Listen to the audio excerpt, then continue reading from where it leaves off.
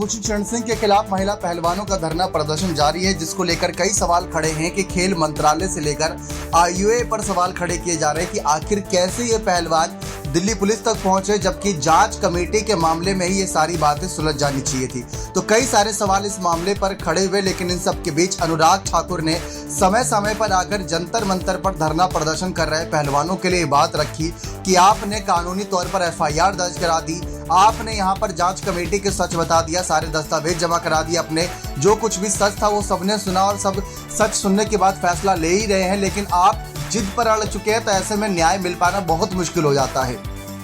क्योंकि जिद्दी बनकर न्याय नहीं दिया जाता, बल्कि यहाँ पर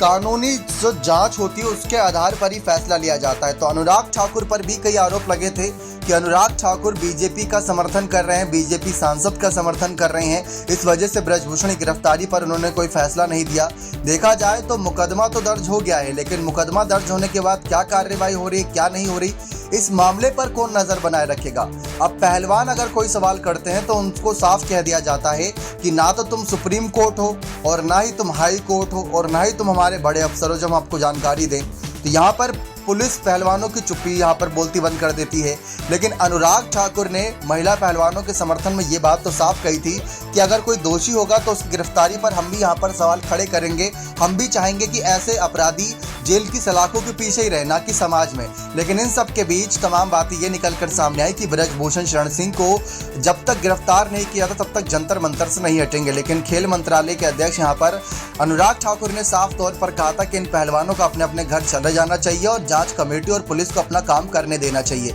ऐसे जंतर मंतर पर बैठकर ये अपना भी भविष्य बर्बाद कर रहे हैं और इनके साथ जो जूनियर पहलवान इनके धरने प्रदर्शन में समर्थन कर रहे हैं वो भी अपना भविष्य बर्बाद कर रहे हैं, क्योंकि आने वाले वक्त में कई सारे टूर्नामेंट्स होने हैं जिससे देश को बहुत उम्मीद है। क्योंकि देखा जाए तो भारत देश कुश्ती जैसे बड़े खेलों में कई सारे मेडल जीतता है और बजरंग पुनिया, साक्षी मलिक जैसे पहलवानी तो जिताते हैं। तो ऐसे में इन सब पर नजरें बनी हैं। आप अपनी राय इस मामले पर जोर दीजिएगा कि अनुराग ठाकुर को फैसला लेना चाहिए या नहीं। बहुत बहुत धन्यवाद।